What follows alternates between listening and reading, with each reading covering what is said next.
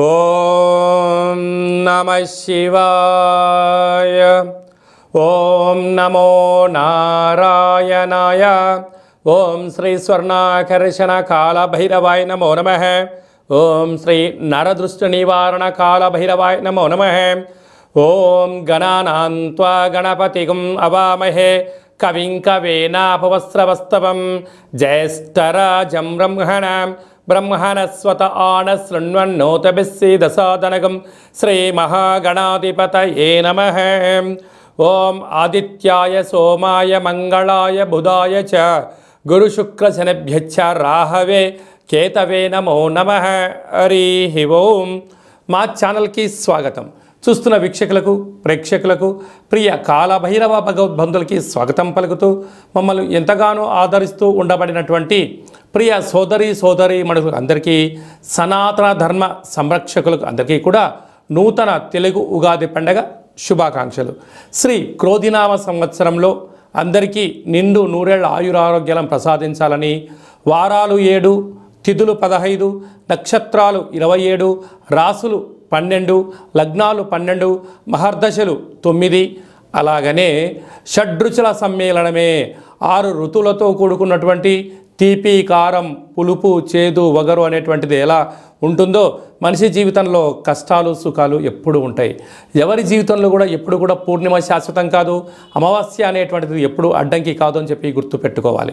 కనుక ఈ 360 రోజులు ఈ క్రోధినామ సంవత్సరంలో 30 సంవత్సరాల తర్వాత శని భగవానుడు తన సొంత గృహంలో ఉండగా వచ్చినటువంటి క్రోధినామ సంవత్సరం కావడం వలన అందరికీ నిండు నూరేళ్ల ఆయురారోగ్యాలని, విద్య, ఉద్యోగ, వ్యాపార, రాజకీయ, సేవారంగ కార్యక్రమాల్లో అన్నింటా విజయం సాధించాలని కోరుకుంటూ ఈ సంవత్సరంలో అందరికీ తెలుగు ఉగాది పండుగ శుభాకాంక్షలు.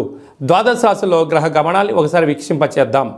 మేషరాశిలో గురు సంచార స్థితి, కన్యరాశిలో కేతు భగవాను సంచార స్థితి, కుంభరాశిలో శనిచర స్వామివారు స్వక్షేత్ర సంచార స్థితి, మీనరాశిలో రాహు సంచార స్థితితో ద్వాదశ రాశిలో గ్రహ గమనాలు ఈ విధంగా ఉన్నాయి. అలాగనే మనకు 26/4/2024 సంవత్సరంలో అనగా ఈ తెలుగు ఉగాది పండగ తదనంతరమే గురువు మేషరాశిలో నుంచి వృషభ రాశిలోకి నర్మదా నది పుష్కర సందర్భంగా గృహ మార్పు ఉందని చెప్పి గమనించాలి. ఈ క్రోధినామ సంవత్సరానికి అధిపతి రాజు అంగారకుడు. ఎందుకనగా ఈ సంవత్సరము మనకు తెలుగు ఉగాది పండగ మంగళవారం రోజు అవ్వడం వలన, మంగళవారానికి అధిపతి కుజ భగవానుడు అవ్వడం వలన, ఈ సంవత్సరానికి రాజు కుజుడు అవ్వడం వలన నిత్యము అనేక మంది క్రోధము, ఆవేశము అనేటువంటి పరిస్థితుల్లో ఉండడము, ఎర్రటి నేలలు, ఎర్రటి పంటలు బాగా పండడము, అద్భుతమైనటువంటి కందులు, మిరప, ఎర్రటి నేలలు, సంపూర్ణమైనటువంటి ఆహార ధాన్యాల ఉత్పత్తులు చాలా అద్భుతంగా ఉంటాయని చెప్పి కూడా గమనించగలగాలి. కాకపోతే ప్రజలందరూ కూడా ధర్మ మార్గంగా, ఆధ్యాత్మికంగా ఉండడము, తల్లిదండ్రులను, గురువులను, ధర్మాన్ని ఎవరైతే ఆచరిస్తారో వారికి రుణభయం, రోగభయం, శత్రుప్రయం, ప్రమాదాలు తొలగిపోతాయని చెప్పి కూడా గమనించగలగాలి. అలాగనే ఈ సంవత్సరము మంత్రివర్యులు శని భగవానుడు అవ్వడం వలన ఆ శని భగవానుడు ప్రస్తుత కాలమాన ప్రకారంగా కుంభరాశిలో సంచారము చేయడం వలన ధర్మ మార్గంగా ఎవరైతే ఉంటారో వారికి చాలా మంచి కాలము అని చెప్పి గమనించగలగాలి.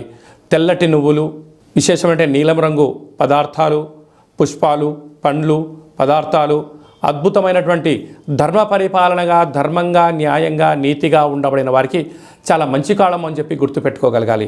ఎవరైతే అధర్మంగా ఉంటారో, అన్యాయంగా ఉంటారో, రాక్షస జీవన విధానంగా ఉంటారో, గతి తప్పిన జీవన విధానం ఎవరైతే అలవర్చుకుంటారో వారికి అనేక ఇబ్బందులు ఉంటాయని చెప్పి కూడా గమనించగలగాలి.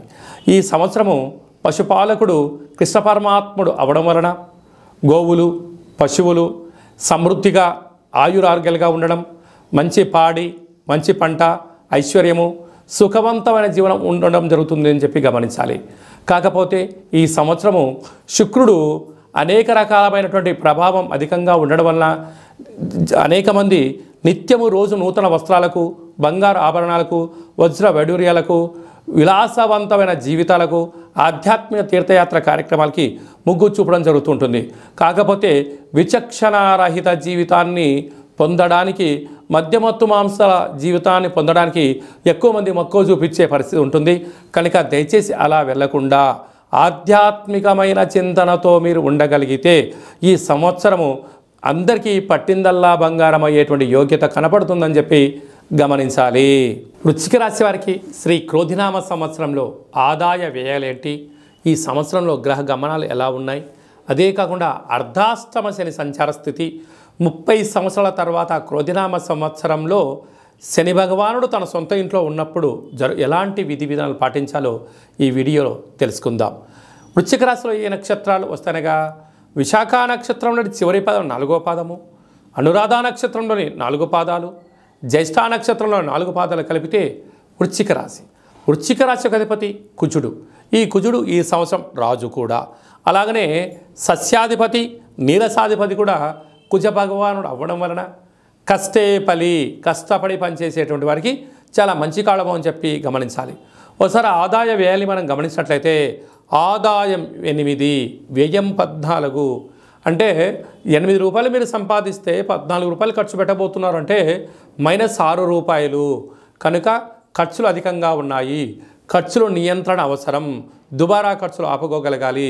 మద్య మత్తు మాంసాలకు దూరంగా ఉండగలగాలి. ధర్మబద్ధమైన ఆధ్యాత్మికబద్ధమైనటువంటి జీవన విధానాన్ని ఏర్పరచుకోగలిగితే మీకు మంచి కాలము అని చెప్పి జ్యోతిర్విజ్ఞానం తెలియచేస్తుంది. రాజ్యపూజ్యం 4, అవమానం 5. కనుక దయచేసి మీరు ఎవరికి పడితే వాళ్ళకి సలహాలు ఇవ్వద్దు. కొడుకు కదా, కూతురు కదా, కోడలు కదా, బంధువు కదా, మిత్రు కదా అని చెప్పి నా వాళ్ళని మీరు అనుకుంటున్నారు, కానీ వాళ్ళు అనుకోవట్లేదు అని చెప్పి మీరు గుర్తు పెట్టుకోగలగాలి. సలహాలు సూచనలు ఇవ్వడం మానుకోండి. మౌనంగా ఉన్నంత వరకు మీ యొక్క విలువ పెరుగుతుందని చెప్పి గమనించగలగాలి. అలాగా విశాఖ నక్షత్ర జాతకులకు డిసెంబర్ నుండి ఉగాది పండగ వరకు చివరి సున్నా అవడం వలన మానసికమైన వ్యధ, ప్రమాదాలు పొంచి ఉన్నాయి. ఆరోగ్యం కుంగిపోయే పరిస్థితి ఉంటుంది. తస్మాత్ జాగ్రత్త. అలాగా జ్యేష్ఠ నక్షత్ర జాతకులకు మధ్య సున్నా కారణం వలన, అనగా ఆగస్టు నుండి డిసెంబర్ వరకు మధ్య సున్నా కారణం వలన మనోవేదన, ఏ పని చేయాలి, ఏ పని చేయకూడదు, చేస్తే ఏమవుతుంది, చేయకపోతే ఏమవుతుందని నిత్యము అంతర్మదనం జరిగే పరిస్థితి చాలా అధికంగా ఉండబోతుంది.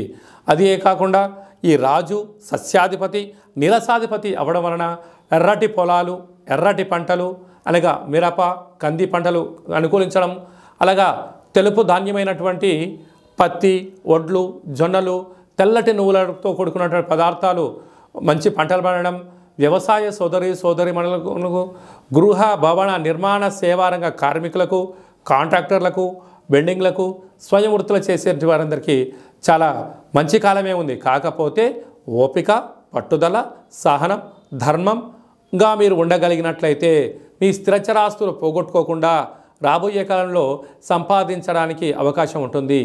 ఈ ధర్మాన్ని తప్పినా, అధర్మానికి నాంది పలికినా, వ్యసనాలకు గురి అయినా, అనవసర ఖర్చులకు వెళ్ళినా, హంగులకు ఆర్భాటాలకు వెళ్ళినా ఏమవుతుంది, చివరికి అప్పుల పాలయ్యే పరిస్థితి ఉంటుంది. కనుక స్వర్ణ ఆకర్షణ కాళభైరవ స్వామి యొక్క స్మరణ, కాళభైరవ స్వామి యొక్క కుష్మణ దీపము, ఇంట్లో ఆనంద దీపము, ఇంటి బయట స్వర్ణ ఆకర్షణ కాళభైరవ స్వామికి ముగ్గు పెట్టగలిగినట్లయితే మీకు సకల దరిద్రాలు తొలగిపోయి ఐశ్వర్యం, ఆనందం మీ సొంతం అవుతుందని చెప్పి గమనించాలి.